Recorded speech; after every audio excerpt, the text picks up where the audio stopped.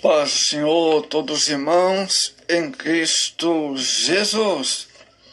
Jesus fala, chama Maurício, pregador, escritor e professor da escola dominical. Santa Catarina, Brasil. Abraço aos irmãos de Moçambique, Angola, Portugal, Rússia, Massachusetts, Kansas City, Nova York. Deus abençoe os irmãos dos Estados Unidos que têm nos ouvido em Nova York, os irmãos aqui do Brasil, amados e diletos irmãos. Os irmãos estão sempre na sintonia da mensagem da Palavra de Deus. Amados, hoje temos a temática da Palavra de Deus, a renúncia do cristão. Carta de 1 João 2, e o verso 15. Não ameis o mundo, nem que no mundo há. Se alguém ama o mundo, o amor do Pai não está nele. Amados, João destaca 3 classes de cristãos. Nós vamos abordar carta de 1 João, capítulo 2, os versos 12 ao 17. São um total de 5 versículos sobre a renúncia do cristão. Bom, repetindo, João destaca 3 classes de cristãos. Amados, o João, o apóstolo, o amor, manifesta sua preocupação com os diferentes tipos de cristãos que há na igreja e vivem no mundo. João 17, 15. Certamente ele se preocupou com o espírito que há no mundo, cuja influência pode desviar o cristão de seu propósito. 1 Timóteo 1,19. A igreja tem a missão de ser luz do mundo, sal da terra. O mundo vive em inversão de valores. Aquilo que antes era pecaminoso, agora é natural. Parece que o homem está vivendo um século do descaso contra a corrupção, violência, imoralidade, superstição. É preciso que tenhamos uma voz ativa bíblica para o atual quadro das coisas. Precisamos ministrar a palavra de Deus em meio a toda essa crise. Que faremos isso? Como faremos isso? Só o líder age negativo. Todos os membros, desde os mais simples, têm o ato de influenciar em meio a essa situação que vivemos em nosso século. O crente comum pode influenciar positivamente seus vizinhos, colegas, mostrar o amor de Deus que tem para com eles. Não podemos só ficar dizendo que este mundo está perdido. Devemos agir para que mais pessoas saiam da perdição e venham para a salvação. Isso acontecerá quando todos se engajarem nessa luta. O apóstolo aqui, João, começa no verso 12, que lemos. Ele diz, filhinhos, capítulo 2, verso 12 dessa carta. O apóstolo enfatiza o seu zelo aos mais novos na fé, dizendo, filhinhos. Filhos é uma expressão carinhosa, referindo a quem está iniciando sua jornada na fé, sendo o perdão dos pecados garantia para uma vida espiritual, iniciada por todos que se entregam a Jesus. Imitando a Deus como filhinhos amados, Efésios 5:1, a tradução literal de imitadores no original do Novo Testamento é ser cópia, copiar, imitar alguém, ser como alguém. Nesse contexto do versículo. Nesse mesmo versículo, duas coisas se destacam: a paternidade de Deus e a nossa filiação. Somos filhos amados de Deus. Isso indica uma profunda ligação familiar. Pelo milagre do novo nascimento, o Espírito Santo nos coloca dentro da família de Deus, sendo filhos amados. Ele nos amou com amor abnegado. E nós devemos imitar esse amor. Romanos 5:8. Temos também a palavra os pais. A palavra pai sugere maturidade e autoridade, pois esses conheciam aqueles que eram desde o princípio. Pais, escrevo-vos, verso 13 desse mesmo capítulo. Esse conhecimento é fruto da experiência pessoal com o Senhor Jesus. Romanos 5:4. Hoje, mais do que nunca, precisamos fortalecer e amadurecer nossa fé em meio a essa situação tão difícil, para que possamos ensinar aos outros o caminho da perfeição. Colossenses 1:28. Jovens, temos aqui também a palavra jovens, verso 14 do mesmo capítulo 2. João fala aos jovens, vitoriosos em Cristo. Vitória é uma das marcas do jovem em Cristo, que vence o mundo, permanece firmes na fé em Cristo. Deus conta com jovens para realizar sua obra. Jovens valentes como Davi, sábios como Daniel, cheios de sabedoria como Salomão, prontos para atender o chamado, conforme Isaías capítulo 6. Para serem fortes, os jovens precisam se revestir da armadura de Deus. Efésios 6. Daniel, um jovem temente a Deus, pela sua fidelidade, foi honrado grandemente. Daniel ocupou uma posição privilegiada junto às autoridades da Babilônia. Daniel enfrentou um dilema que muitos jovens enfrentam hoje. Entretanto, Daniel foi fiel ao Senhor, seu Deus. Certamente orou pedindo orientação para resolver o problema que enfrentou em Babilônia. Uma vez recebida a direção divina, ele resolveu não se contaminar. Outra coisa importante sobre a renúncia, o cuidado com a malignidade do mundo.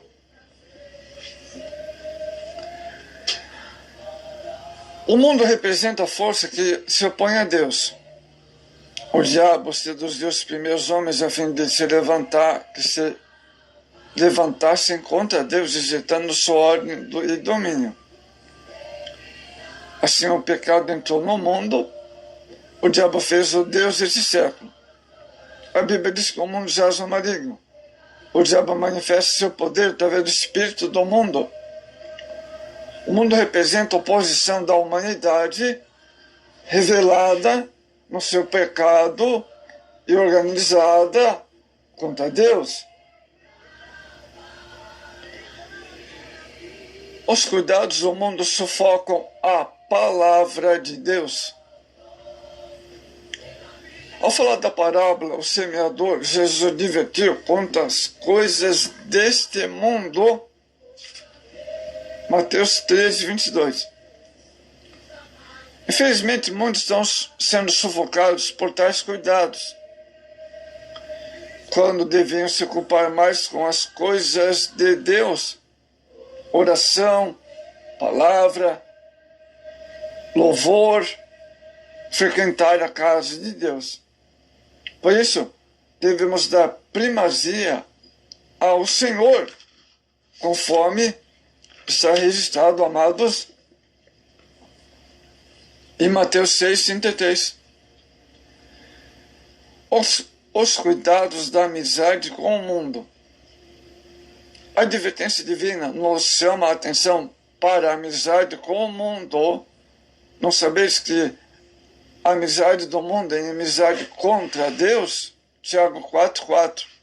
o mundo jaz no maligno. Não podemos haver comunhão entre luz e trevas. Somos chamados para a prática das boas obras. O crente não deve ter comunhão espiritual com aqueles que vivem conforme o sistema iníquo do mundo. Antes deve reprovar abertamente o pecado deles, sendo sal e luz do mundo para eles. Então devemos amá-los, ganhá-los para Cristo. Da parte do mundo, o verdadeiro cristão terá tribulação, ódio, enfrentará perseguição, sofrimentos. Satanás usa atrações do mundo, faz um esforço para destruir a vida de comunhão do cristão. O sistema desse mundo é temporário e será destruído por Deus. Daniel 2, 34. 1 Coríntios 7, 31. Os cuidados para rejeitar as aparências. Paulo nos recomenda observar as aparências do mal. 1 Tessalonicenses 5:2. O mal está presente no mundo espiritual, bem como no mundo dos homens, na sociedade, até mesmo entre os que dizem serem crentes, tendo a aparência de piedade. É o que Jesus fala do joio, 2 Timóteo 3:5. Mas seu procedimento e conduta tornam ineficaz a vida cristã. A ordem bíblica é afastar deles. Por isso, se faz necessário toda renúncia mundana, a fim de que possamos viver em santidade. Jesus é a realidade do mundo, amados. Jesus nos ensinou a vencer o mal. Ao ensinar os discípulos a orar, Jesus mostrou a necessidade de orar contra o mal. Mateus 6,13. Ele conhecia a maldade que havia no mundo, presente nos corações, nos olhares. Por isso a Bíblia nos ensina a vencer o mal, praticando o bem. Romanos 12:21. O Senhor prometeu nos guardar de todo o mal. Salmo 121. Jesus orou pelo nosso livramento, amados. Sabendo que teríamos um mundo de adversidade e maldade, Jesus orou por nós. João 17,15.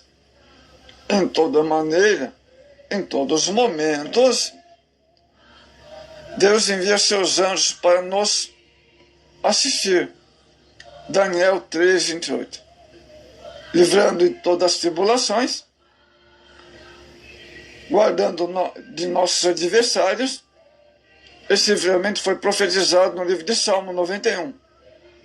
E hoje podemos viver na segurança das promessas de Deus. Salmo 121, verso 7. Amados, a oração sacerdotal de Jesus revela os desejos mais profundos do Senhor para seus seguidores, tanto naquela ocasião como agora. A oração sacerdotal de Jesus foi uma oração de despedida intercessora. Cristo ainda continua a interceder por nós junto ao Pai. Hebreus 7:25. Jesus venceu o mundo. O mundo que Jesus conheceu está debaixo do principado de Satanás. O João 14:30. Essa foi a realidade que o apóstolo Paulo atestou em Efésios 2:2.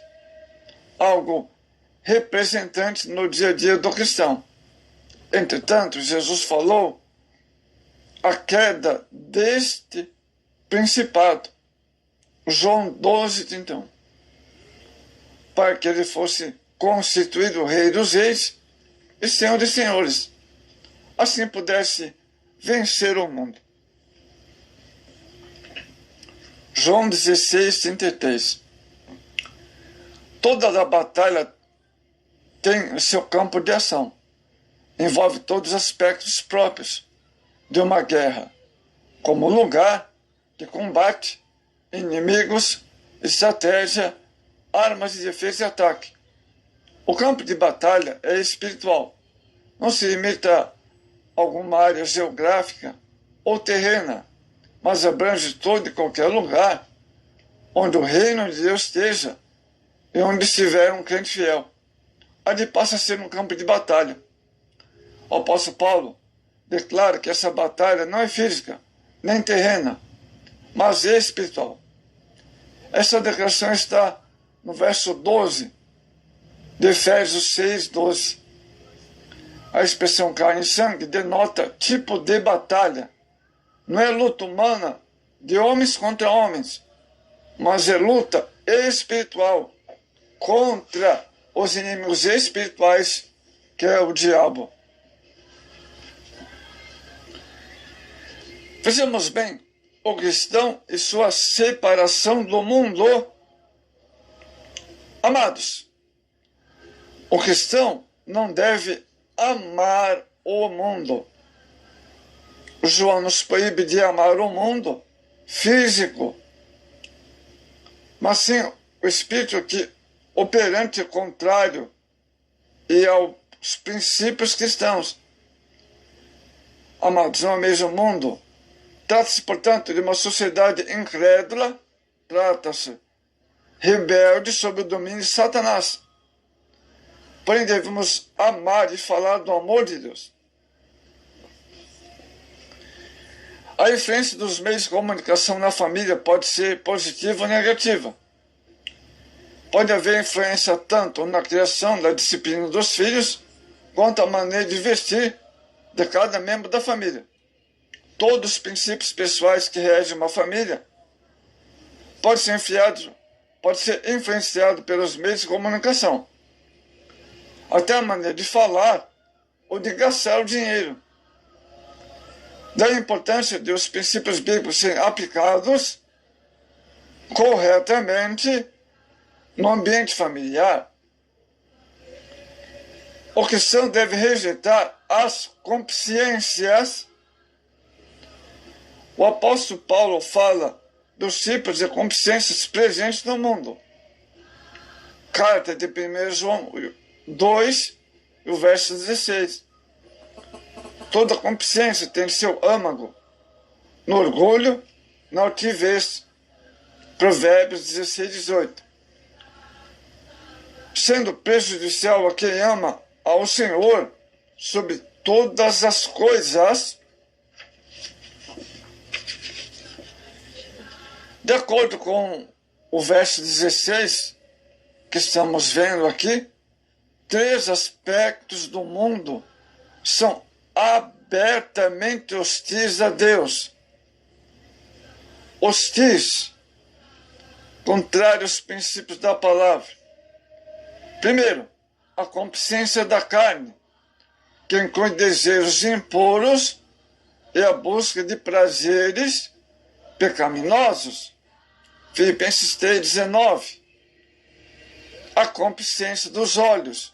Segundo, que se refere à cobiça ou desejo descontrolado por coisas atraentes aos olhos, mas proibidos por Deus.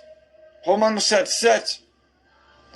Nessa era moderna, isso inclui o desejo de divertir-se contemplando pornografia, violência, impiedade, imoralidade no teatro, na televisão, no cinema ou em periódicos de publicações. Mateus 5,28. Por último, soberba da vida, que significa arrogância, orgulho ou autossuficiência, que não conhece a Deus como Senhor, nem a sua palavra, o autor supremo, autoridade suprema. Tiago 4:16. O cristão deve buscar a vontade de Deus. Diante da fatalidade do mundo, João faz uma declaração. Mas aquele que faz a vontade de Deus permanece para sempre. Verso 17. O apóstolo do amor tinha convicção de uma coisa: o mundo passa com seu orgulho e soberba, suas modas, costumes, mas quem faz a vontade de Deus permanece para sempre. A vontade de Deus é que tenhamos uma atitude contra o mundanismo. Romanos 12:12, fundamentados na fé e na sua palavra, amados.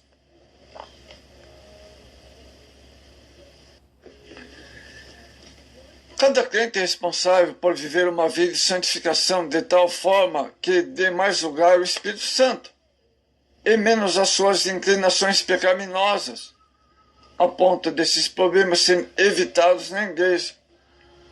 O mundo coloca seus padrões fora, os seus padrões contrários à palavra, através de muitos meios, pressão de grupos sociais sobre seus membros, meios de comunicação, de popularidade, etc. O estudo sério e comprometido da Bíblia nos levará a conhecer bem a vontade de Deus e nos preparar para resistir à tentação.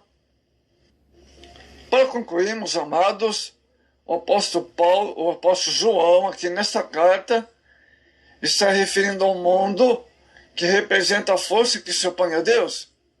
Por isso a orientação é para que o cristão se preserve das influências mundanas através de uma renúncia completa a tudo que possa levá-lo a distanciar-se de Deus.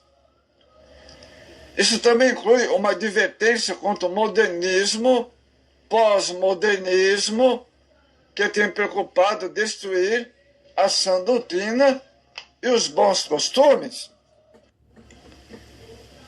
O mundo tem exercido grande influência sobre mentes e corações, transtornando a vida de quase todos.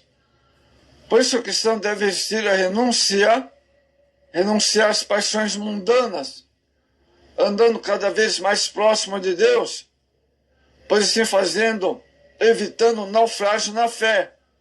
1 Timóteo 1:18, que tem levado muitos ao castigo eterno. Então, renuncie, firme-se, busque nele, renuncie, faça uma reflexão de sua vida, veja como a sua vida está.